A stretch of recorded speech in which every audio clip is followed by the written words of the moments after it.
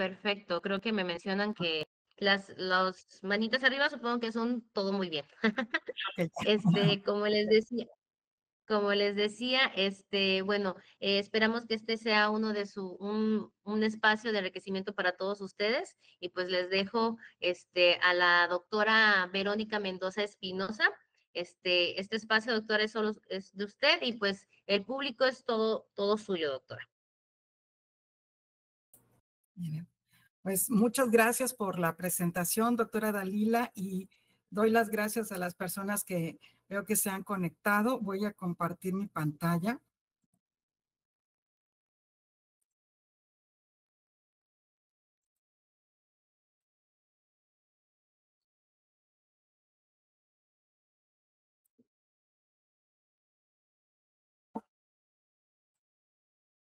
Ok, pues este es un día muy especial para nosotros los nefrólogos, para la nefrología en general, porque el día de hoy celebramos una efeméride muy especial que es el Día Mundial del Riñón. Lo celebramos cada año, el segundo jueves de cada marzo, y este año el eslogan es una pregunta, que es, ¿están bien tus riñones? Y la invitación a la detección temprana. Por eso es que en esta ocasión he querido puntualizar la importancia de la albuminuria como una prueba temprana, como una prueba de detección de enfermedad renal crónica que nos puede ayudar a establecer pues tempranamente todas la terapéutica farmacológica y no farmacológica para retrasar la progresión de la enfermedad renal y mejorar los resultados cardiovasculares también. Declaro que no tengo ningún conflicto de interés para esta plática y como vemos, el Día Mundial del Riñón se celebra desde 2006, así que estamos celebrando ya 19 años de estar pues cada año haciendo este esfuerzo por llamar la atención y hacer un llamado a la conciencia sobre la importancia de las funciones del riñón, con el objetivo de que promovamos la detección temprana y la prevención de la enfermedad renal. Fue establecido a instancias de sociedades de nefrólogos, de la Sociedad Internacional de Nefrología, pero también de fundaciones renales, y cada año se cambia el lema, cada año tenemos un eslogan diferente. Eh, Hemos pasado por temas que van dirigidos a la salud renal en la mujer, en los diabéticos, a la globalización de la atención renal sustitutiva, y este año además se implementa un nuevo logo. Este logo trata de significar los riñones y los dos hemisferios. Además, se está introduciendo un nuevo color que es el verde, que es el compromiso que tienen los nefrólogos con la sostenibilidad, que es un valor fundamental adoptado por toda la comunidad nefrológica. Así que, pues bueno. La importancia de la enfermedad renal es que es una enfermedad que parte de muy común, extremadamente común, tanto que hay más de 800 millones de personas que padecen la enfermedad renal, que tiene una prevalencia cercana al 10%, pero que ha aumentado mucho como causa de mortalidad. Se prevé que para el año 2040 la enfermedad renal crónica será la quinta causa de mortalidad. Ayer escuchaba datos de la Organización Panamericana de la Salud y en Latinoamérica estamos rankeados ya en el lugar 7 como causa de mortalidad en cuanto a enfermedad renal. Y es una enfermedad que es poco conocida, que uno de cada 10 pacientes que padecen enfermedad renal crónica saben que la tienen. Pero aparte de ser una enfermedad que pues es devastadora para la salud, también tiene muchas comorbilidades, lo que implica en el costo de atención de la enfermedad, lo que implica en años perdidos de calidad de vida también. Así que, pues es de ahí la importancia, porque además es una enfermedad muy silente, pero estamos ya a la vanguardia de medicamentos que pueden retrasar la progresión de la enfermedad. En algunos casos se piensa que podemos llegar a detenerla. La definición de la enfermedad renal crónica no tuvo modificaciones en la última publicación de las guías KDIGO de 2024. La enfermedad renal crónica se define como anomalías en la estructura o función renal que están presentes durante un mínimo de 3 meses con implicaciones para la salud. La disminución de la tasa de filtrado por abajo de 60 mililitros minuto es un determinante de la definición de enfermedad renal crónica, pero también marcadores de daño renal. En estos, la proteinuria o la albuminuria, alteraciones en el sedimento urinario, por ejemplo, la aparición de hematuria, alteraciones tubulares con anormalidades electrolíticas o aquellas anomalías solamente histológicas o en los estudios de imagen, o la historia de un trasplante renal, de tal manera que podemos tener tasas de filtrado todavía conservadas, pero si tenemos uno o más de estos, podemos clasificar a un paciente como enfermo renal crónico. La KDIGO nos proporciona un cuadro de clasificación de enfermedad renal con el sistema CGA. C se refiere a la causa de la enfermedad, aunque a veces no es fácil determinar la causa de la enfermedad renal. G se refiere al estadio de filtración glomerular. Ya sabemos, el estadio 1 es el que tiene todavía conservada la tasa de filtrado, el estadio 2 entre 60 y 89 mililitros minuto de depuración, el estadio 3 se subdivide en 3A y 3B, que significa la disminución leve a moderada de la tasa de filtrado, hasta el estadio 4 con la disminución severa de la tasa de filtrado, o el G5 ya en insuficiencia renal terminal, aunque ahora pues también se pide que no usemos esos términos que pueden sonar peyorativos como enfermedad renal terminal, sino nombrarla por el estadio. Y también se clasifica, se categoriza el estadio de albuminuria. El estadio de albuminuria es el A1 por abajo de 30 miligramos sobre gramo en la tasa de proteinuria creatinuria, que es normal a levemente aumentado, el estadio A2 moderadamente aumentado, con rangos de albuminuria entre 30 a 300, y el estadio A3, que es el aumento severo por arriba de los 300 miligramos, que incluye pues ya los estadios de síndrome nefrótico. Así que, pues, vemos también que hay un mapa de calor que trata de señalar el riesgo que tienen. Y, por ejemplo, hacer notar que la albuminuria tiene una relación con el riesgo de progresión a daño renal crónico o de enfermedad cardiovascular, incluso mayor que la tasa de filtrado. Pacientes que pueden tener todavía tasas de filtrado levemente disminuidas, si tienen una albuminuria de rango alto, tienen un riesgo pues mayor de progresión de la enfermedad renal. Ahora vamos a entender cómo se lleva a cabo esto de la aparición de la albúmina en la orina. ¿Por qué sucede esto? Y normalmente nosotros pasamos una cantidad de albúmina a la orina. La sangre se filtra a través de los capilares glomerulares y aproximadamente son 180 litros al día que está filtrando el riñón. Hay entre el capilar glomerular y el espacio urinario, hay toda una barrera de filtración glomerular que tiene que atravesar todas estas partículas contenidas en la sangre, entre ellas la albúmina. Así que estamos hablando de que tiene que atravesar un endotelio, que es la primera capa. El endotelio es un endotelio especial, es un endotelio que las células no están dispuestas como una monocapa, sino están dispuestas una sobre la otra de tal manera que dejan unas fenestraciones por las cuales pueden filtrarse algunas moléculas de iones, de agua, pero tiene una barrera de selectividad para las macromoléculas. Después sigue la membrana basal glomerular, que tiene dos láminas delgadas, la lámina rara externa, la lámina rara interna, y entre las dos una lámina gruesa, que es la lámina densa.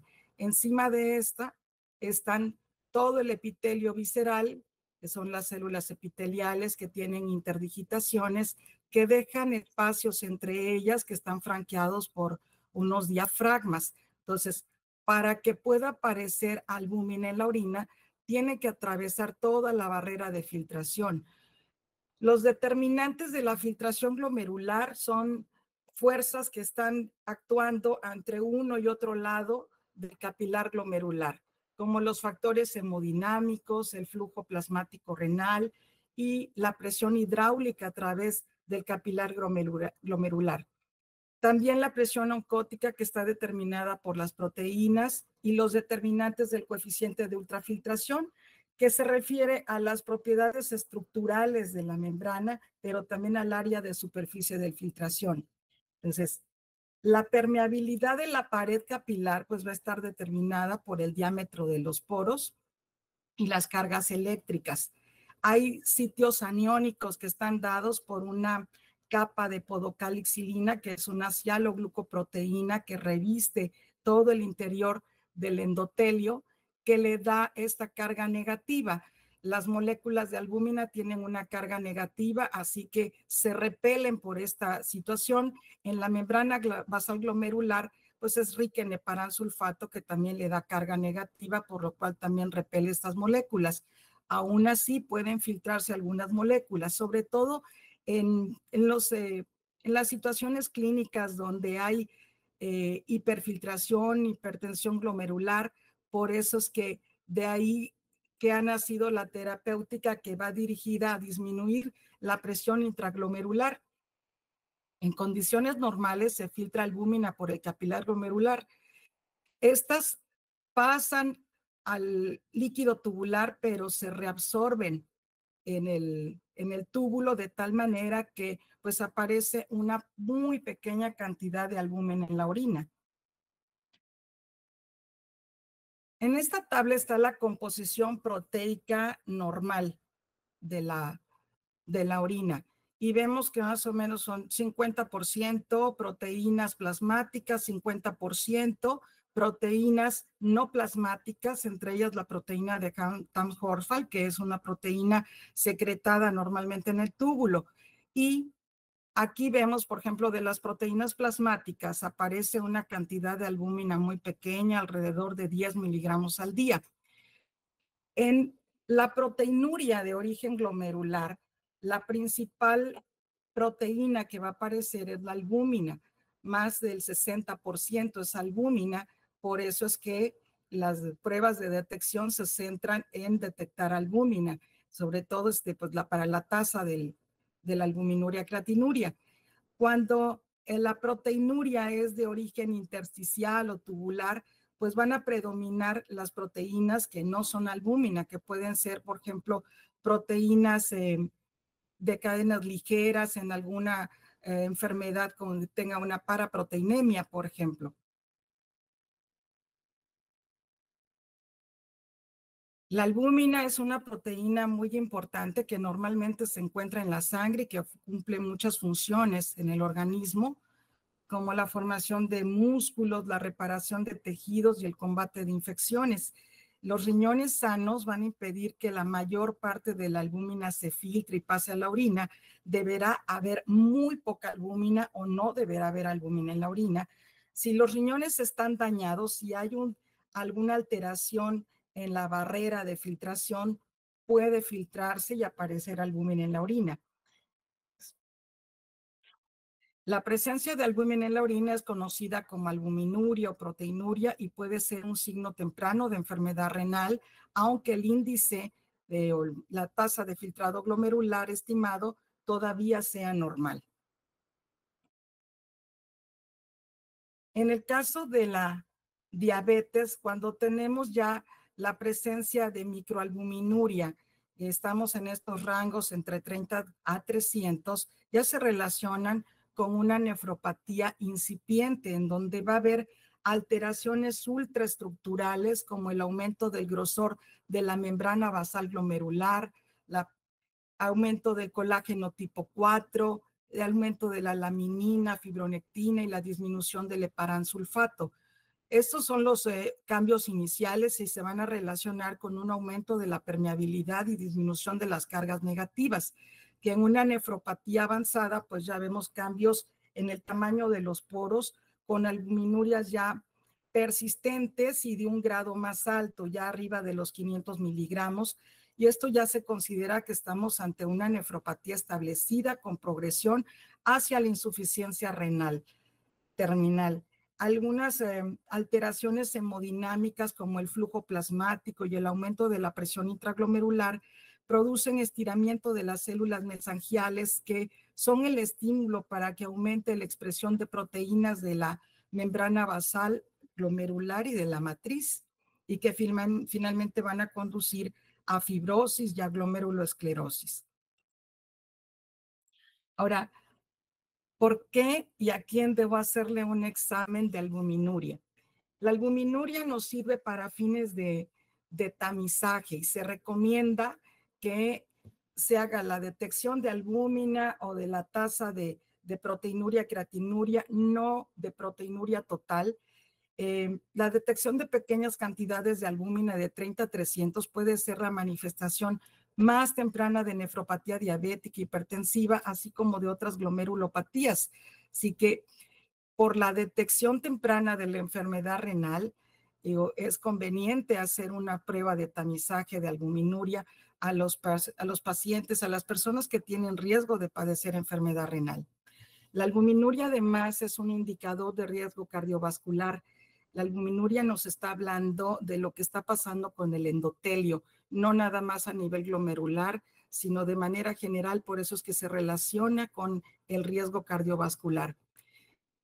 Hacer la detección de albuminuria se recomienda porque además es más específica, es más sensible y es más fácil de estandarizar que la de proteinuria total. Así que los pacientes a los que se recomienda hacer una prueba de tamizaje son aquellos pacientes con diabetes, con hipertensión, con enfermedad cardiovascular, con antecedente de que tengan alguna lesión renal aguda, familiares que ya tengan antecedente de enfermedad renal, pacientes obesos y aquellos pacientes que tienen algunas comorbilidades de riesgo como lupus o el uso de algunos fármacos que tengan potencial nefrotóxico y en aquellos mayores de 60 años. El problema de la enfermedad renal crónica es que es asintomática hasta fases avanzadas y con el tamizaje de albuminuria podemos detectarla tempranamente para tener un tratamiento apropiado. Ahora, ¿cómo vamos a hacer la detección de la albuminuria? Se puede hacer mediante una tira reactiva con un dipstick. Las tiras reactivas normales para el ego no detectan albúminas, sino proteínas totales. Entonces, es colorimétrico el método y tiene un sistema de cruces que pueden relacionarse con los miligramos decilitros de proteínas. Tiene un alto valor predictivo negativo, una especificidad del 98% y hay tiras reactivas especiales para albúmina que tienen también una alta sensibilidad. Es un método rápido y económico y se puede usar en casa. Los contras de hacer la detección con tira reactiva, pues es esto, que el examen general de orina solamente detecta niveles de albuminuria más altos por arriba de los 300 a los 500 miligramos y que tiene una tasa de falsos positivos alta de 29%. Es insensible a proteínas de bajo peso molecular, o sea, cuando estamos sospechando que el paciente pueda tener alguna paraproteinemia, pues no nos va a servir. Los resultados son variables dependiendo de la concentración de la orina, es decir, los estados de deshidratación o sobrehidratación pueden afectar la detección de albuminuria, y hay falsos positivos con un pH de 8, con un pH alcalino, o bien con la presencia de contrastes yodados. La otra forma de hacer la detección de la albuminuria es con una tasa o cociente. Puede serse la tasa o cociente de proteinuria creatinuria o bien la tasa o cociente de albuminuria creatinuria, que es más específica y esta es la que se recomienda. De elección se recomienda para detectar estos niveles de bajos de albuminuria entre 30 a 300. Tiene la ventaja de que se puede tomar en la primera orina de la mañana o en orina al azar. No importa si no fue tomada en la primera orina de la mañana, puede ser en cualquier otro momento, pero se prefiere en la mañana para reducir la variabilidad del ortostatismo. Y la tasa de albuminuria creatinuria, hacer la relación con creatinina va a corregir la variabilidad por el grado de hidratación, el uso de diuréticos, la diuresis osmótica y los efectos de concentración. Así que esto la hace muy sensible ante lesiones glomerulares y tiene una sensibilidad de 93%, una especificidad de 97%. Pero puede tener cierta variación diurna, es un poco más costosa que la de proteinuria creatinuria, y hay pérdidas de proteínas que no son albúmina, que no sería efectiva para sospecha de paraproteinemias. Y la proteinuria de 24 horas, pues es el gol estándar. Tiene el contra de que es una prueba más complicada de realizar, que puede haber olvidos de recolección de muestras de orina y es más costosa, pero se utiliza más por los nefrólogos porque la tasa de albuminuria creatinuria tiene más variabilidad cuando las proteinurias son de rango alto, cuando estamos en presencia de rangos nefróticos, se prefiere hacer una recolección de orina de 24 horas, pero por supuesto hay que explicarle bien al paciente, ser bien puntuales en explicar cómo se va a hacer la recolección de la orina y que sea en el frasco adecuado, que haya que refrigerar la muestra para poder tener sesgos por una mala recolección de orina. Hay algunas situaciones que pueden darnos un aumento en la excreción de albúmina de manera fisiológica, como los estados de deshidratación, el ejercicio intenso, la infección, la fiebre, la insuficiencia cardíaca, la hiperglucemia marcada, la hipertensión descontrolada.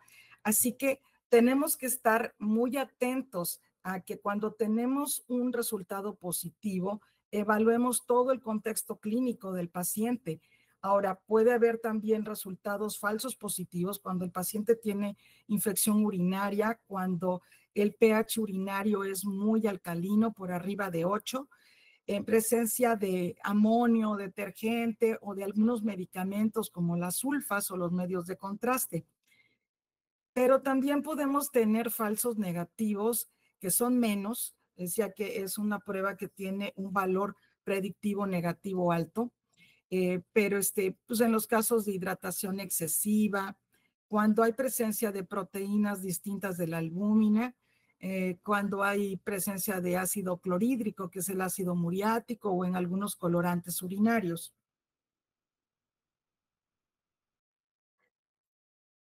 Esto de la estandarización de la nomenclatura científica, incluidos los acrónomos, ha sido un objetivo pues nada más parcialmente cumplido, y esto es veras pues muy importante porque nos tenemos que comunicar de alguna manera, nos tenemos que comunicar a la hora de escribir lo que quiero en una solicitud para, para pedir al paciente una solicitud de laboratorio.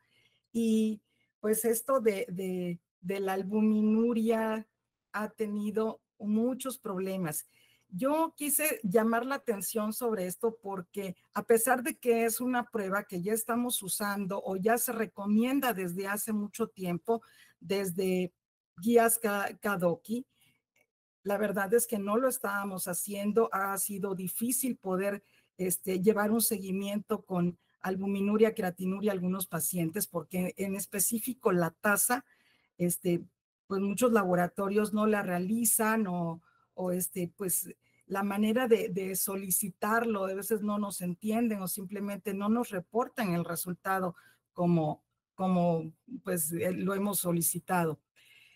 Las sociedades de químicos han propuesto algunos cambios. Se considera incorrecto el término de albuminemia y han propuesto que, digamos, concentración de albúmina en el plasma, o para albuminuria, que digamos concentración de albúmina en la orina. Por supuesto que son iniciativas que no han fructificado porque, pues coloquialmente, o sea, ni fructificará porque coloquialmente nos comunicamos de esta manera, llamando albuminemia la concentración de albúmina en plasma y albuminuria a la albúmina de la orina. A la hora de ver esto de los acrónimos, pues creo que muchos vemos en las diferentes solicitudes de laboratorio que le llaman índice, ACR, CACO, CACU. Entonces, el acrónimo más usado es en español, es de CACU. En las guías en inglés se encontrarán como ACR. Parece que la propuesta del SLAN es CAC. El SLAN es la Sociedad Latinoamericana de Nefrología, y llamar la relación albuminuria-creatinuria o índice de albuminuria-creatinuria. La verdad es que no queda claro cómo le vamos a llamar en español.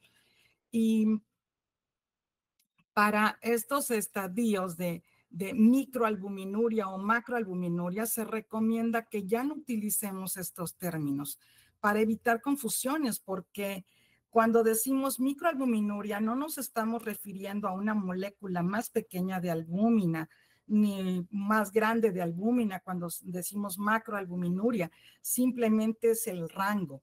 Así que lo que se recomienda es decir albuminuria seguido de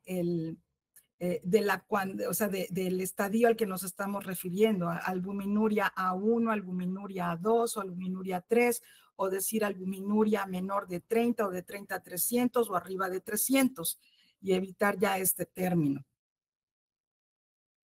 Pero bueno, lo fundamental es que el paciente nos entienda, que nos comuniquemos adecuadamente con el paciente también. Entonces,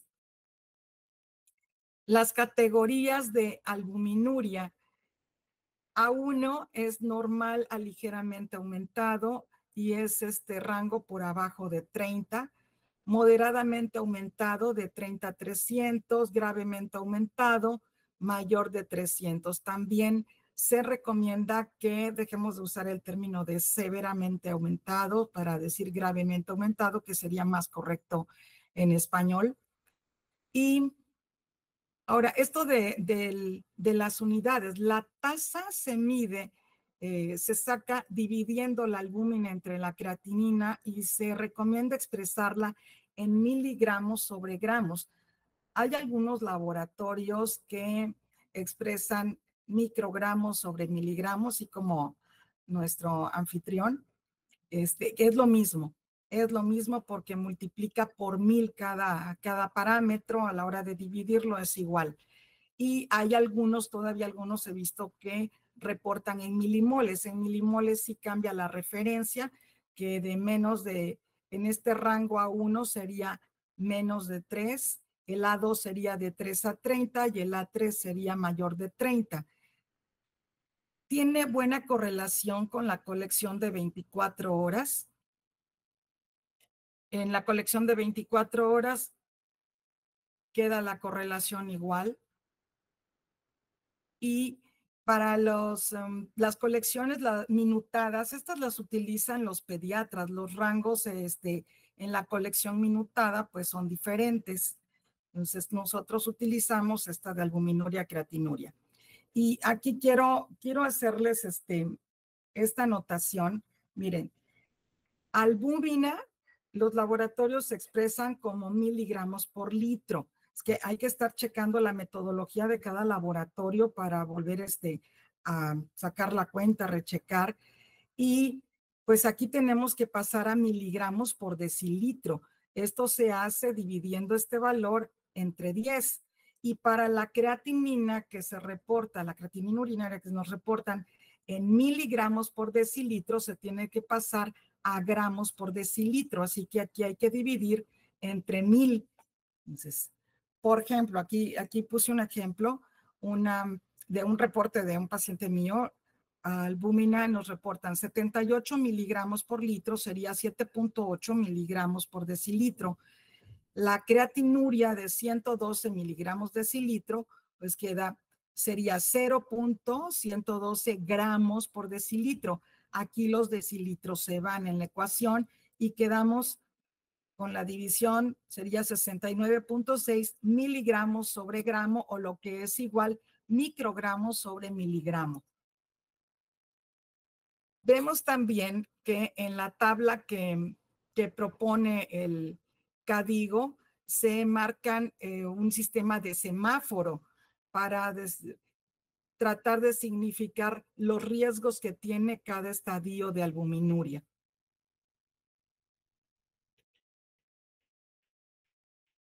Las guías recomiendan que se haga una medición anual para las personas de riesgo, pero ¿cómo vamos a hacer la detección? Cuando hacemos el tamizaje en personas que no tienen un riesgo elevado de tener enfermedad renal, se puede hacer con tira reactiva. Esta es la propuesta de Kadoki y del SLAN. Y para las personas de riesgo alto, la tira reactiva debiera ser una tira especial que fuera sensible al albúmina. Entonces, esto puede utilizarse para un tamizaje inicial, pero siempre tenemos que escalar a la prueba superior, que sería en este caso una prueba pues cuantitativa, como la medición de la tasa de proteinuria, creatinuria o de albuminuria, creatinuria. Evaluar esta prueba es todavía muy poco aceptada. La aceptación de esta recomendación es de menos del 50%. Confirmar la albuminuria, proteinuria, tira reactiva mediante medición cuantitativa de laboratorio, pues es lo que se recomienda. Y dada la variabilidad de la excreción urinaria de albúmina, una determinación elevada se tiene que confirmar todavía en 2 de 3 muestras en un periodo de 3 a 6 meses, porque ya veíamos que es una prueba que puede tener pues falsos positivos.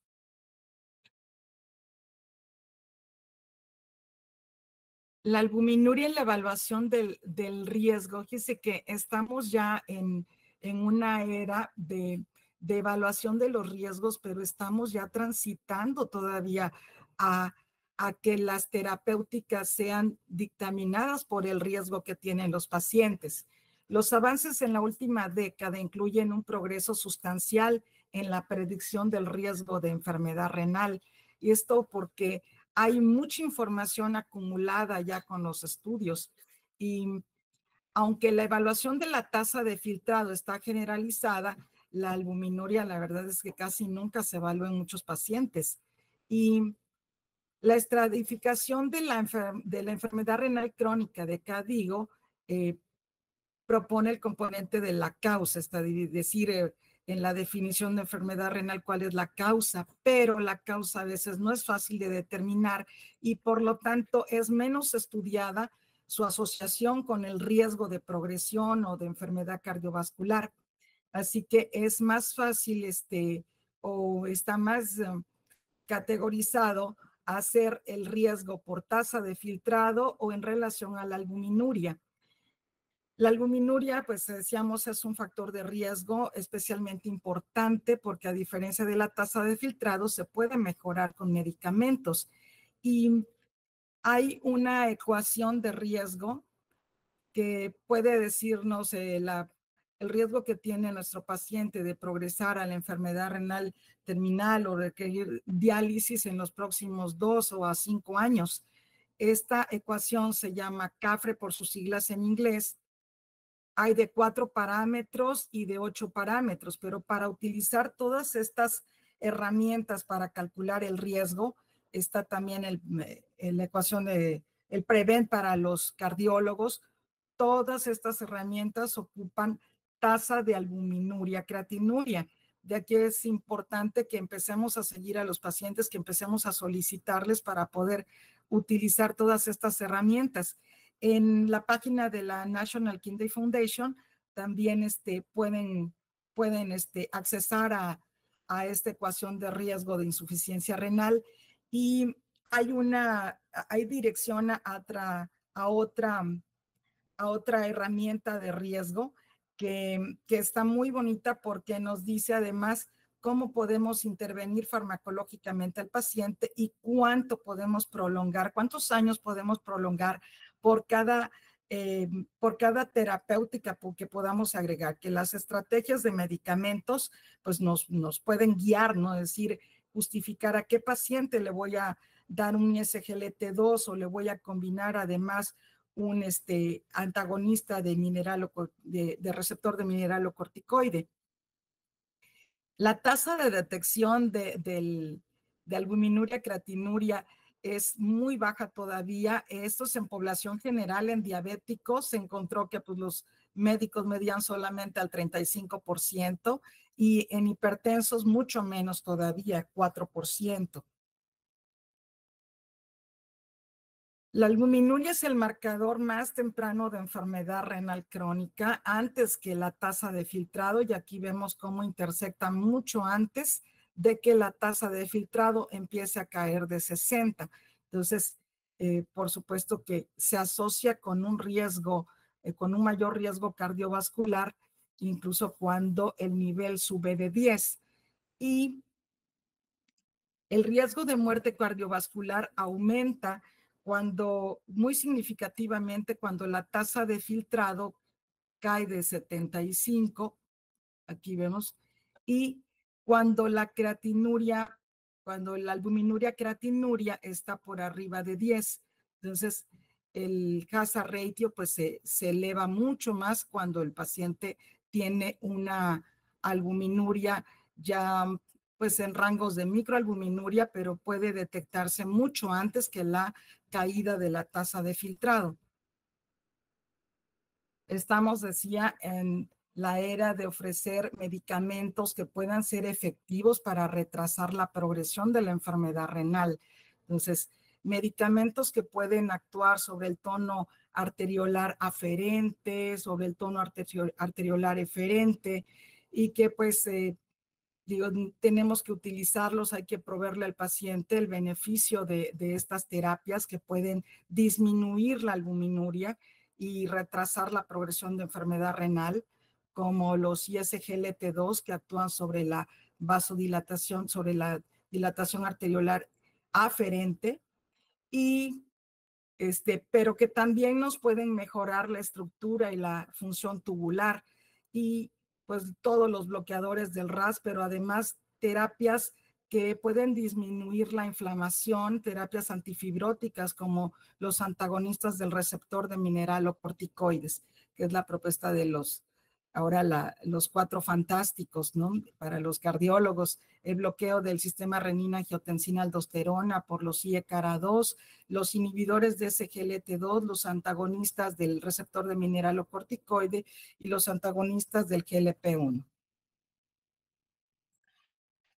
El mensaje que quiero darles es pues que la misión principal de esta fecha del World Kidney Day es difundir la conciencia mundial sobre la importancia primordial de la salud renal porque es una enfermedad muy silenciosa, devastadora, con consecuencias muy importantes para los pacientes, para los sistemas de salud, para las familias de los pacientes. La albuminuria es un importante indicador de enfermedad renal crónica y puede constituir el primer signo de una lesión renal silente que potencialmente puede ser reversible.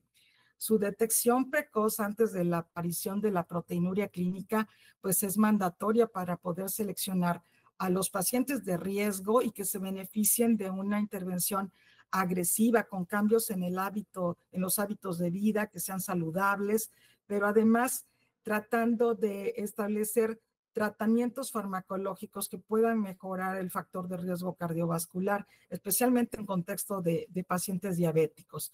Y pues no olvidar realizar el tamizaje con con tasa de albuminuria creatinuria en pacientes diabéticos, obesos e hipertensos.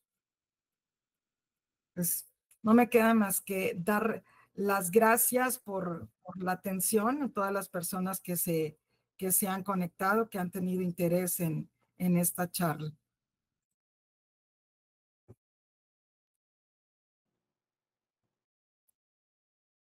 Damos las gracias a la doctora Verónica por tan excelente ponencia, sin duda alguna de bastante provecho. No sé si si alguien tenga alguna duda, algún comentario, veo varias manitas levantadas. Voy a irlas mencionando de las personas que están por aquí. No es precisamente en el orden, creo, pero los voy a ir hablando por aquí. Por ejemplo, la doctora Leticia Hernández, alzó la mano, doctora, no sé si nos pueda abrir su micrófono o en su defecto en el chat puede también mandar este, su duda, su pregunta para la doctora.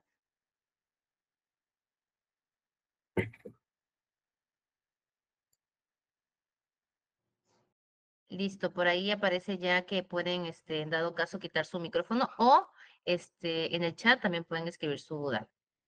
También las personas, si quieren, pueden ir poniendo su duda en el chat, su pregunta, y yo las voy a ir leyendo. Digo, yo quise aprovechar esta fecha del Working Age Day y el eslogan que es el llamado ahorita a la detección a esta prueba de la tasa de albuminuria creatinuria, porque creo que fue un círculo vicioso, habíamos dejado de solicitarla a los médicos porque pues luego no me la reportaban o me reportaban proteínas totales y creo que dejamos de hacer mucho ese trabajo, pero también ahorita ya nos hemos ido así como que obligando a pedirla, eh, porque ya vemos que todo el seguimiento de los pacientes, si yo quiero ver el beneficio que está teniendo ponerle finerenón a mi paciente o ponerle un ISGLT2, pues el seguimiento es ver cómo está la microalbuminuria, así que además de utilizar ahorita las herramientas de riesgo, todo esto pues nos ha obligado a que solicitemos esta prueba y estandarizarla ha sido un problema.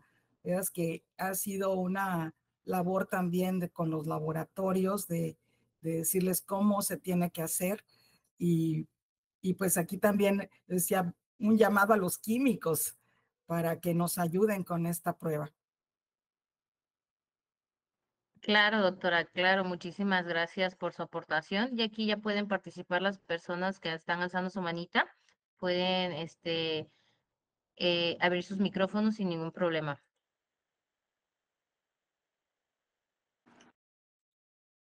Hola, Vero. Hola, doctor. Buenas tardes. Felicidades. Buenas noches ya. Gracias, gracias. Bastante útil tu charla.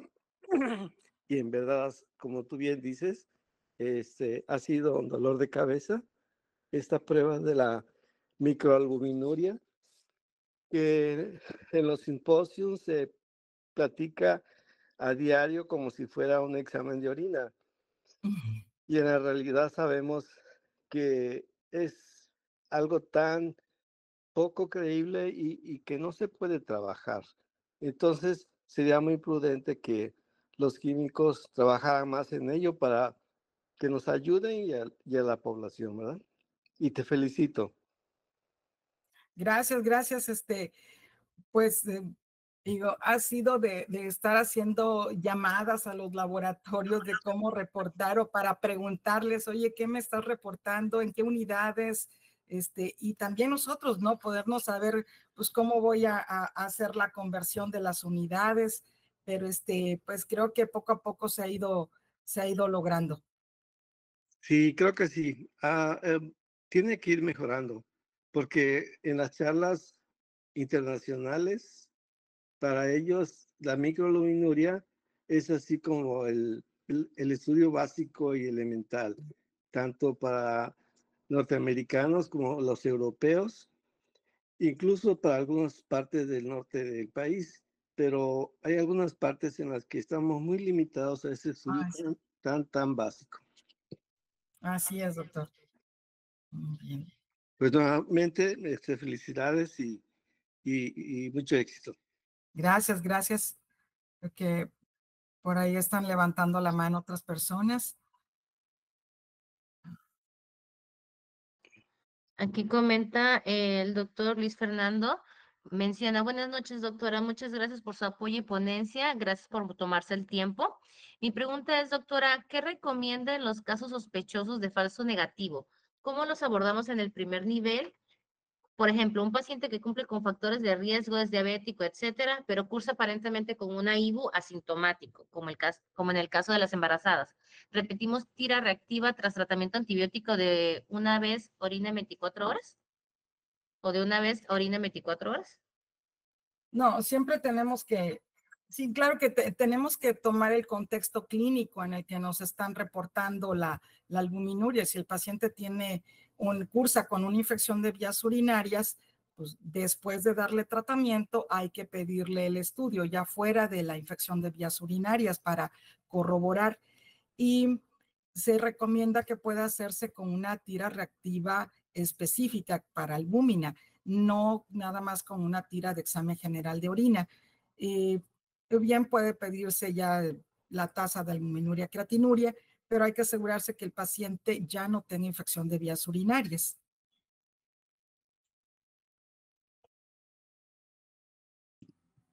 Doctora, buenas tardes. Agradecerle por la ponencia y tengo una pregunta acerca de cuáles son las metas terapéuticas para reducir la albuminuria, ya sea con el tratamiento de, pues, que se le esté empleando. ¿Cuál es la meta para reducir la albuminuria?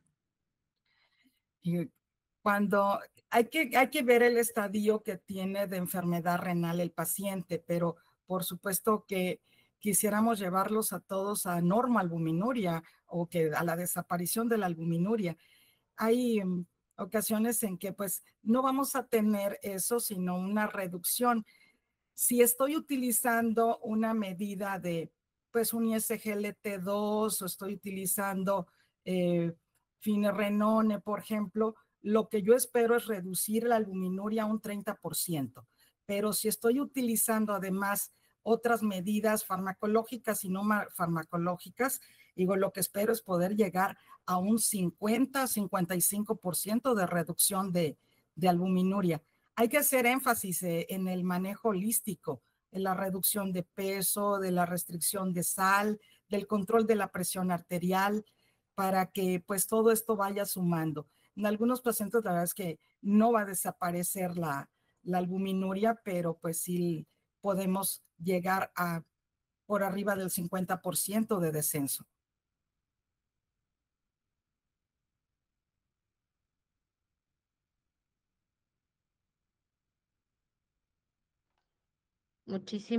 Muchísimas gracias, doctora. También aquí por WhatsApp me manda mensajito. Me preguntan que sí, ¿cuál es la prueba, la utilidad de la prueba cistina en orina? No, yo creo que a lo mejor se refiere a la cistatina sérica cuando hay sospecha de alguna enfermedad metabólica como cistinosis, que es más para los pacientes pediátricos, pues se puede solicitar, pero no la utilizamos nosotros, no en normalmente, no en el tamizaje.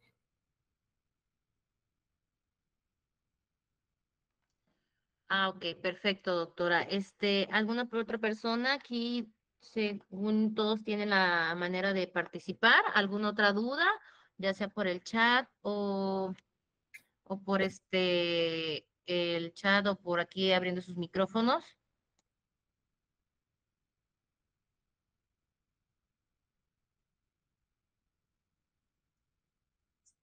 Ah, buenas noches, Buenas noches. doctora Verónica. En verdad, muchas gracias por la fantástica ponencia que dio, de gran utilidad para los médicos en formación que estamos acá. Mi pregunta es la siguiente. En pacientes adultos mayores por arriba de 70 años, La bibliografía nos comenta que hay una disminución del 10% en lo que es la tasa de filtrado glomerular. Cuando nosotros aplicamos las fórmulas y nos da en automático una filtración de menos de 60 mililitros minuto, pero vemos de que en los exámenes generales de orina o en los exámenes de orina aparece todo normal, ¿qué valor de referencia utilizamos? ¿Que está en una enfermedad renal crónica o son otros cálculos que se hacen en esos pacientes? Ya sé, ese es un debate todavía, en el que pues no ha habido un consenso, pero la guía de CADIGO propone la misma clasificación para el adulto mayor, porque consideran que en el adulto mayor hay cambios pues estructurales, hay cambios de nefroesclerosis por obsolescencia que los hacen más susceptibles de padecer enfermedad renal. Así que la tasa de filtrado para ellos queda estadificada igual, aunque yo sé que a veces saca uno la tasa de filtrado esperada por edad y dices, bueno, este paciente va acorde con la edad.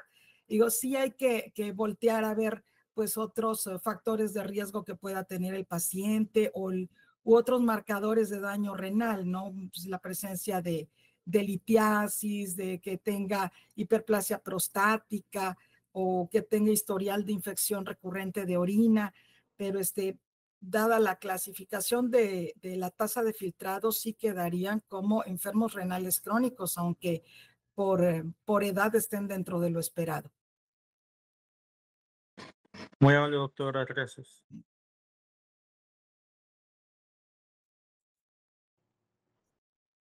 Bueno, si no queda ninguna otra duda, vamos a irnos despidiendo.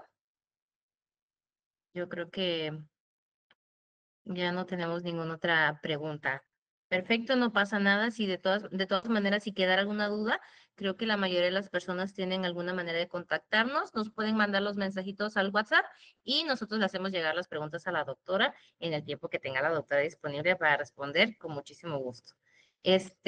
Antes de concluir, quiero agradecer a todos por su participación en este espacio de actualización médica y sobre todo un agradecimiento muy especial a la doctora Verónica Mendoza Espinosa por compartir su conocimiento sobre la detección temprana de la enfermedad renal crónica y la relevancia de la microalbuminuria en la práctica clínica.